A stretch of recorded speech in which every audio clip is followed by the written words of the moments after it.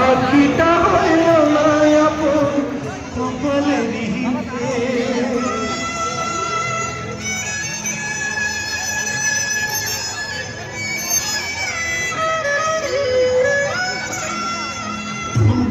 পালাইয়া গেল পাইলাম না রে পেক পাখিটা হইল না আপন কপালেরই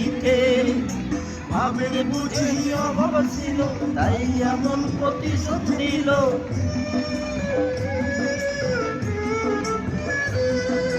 ভাবের বুঝি অভাব ছিল তাই এমন প্রতিশোধ নিল কান্দাইল রাখি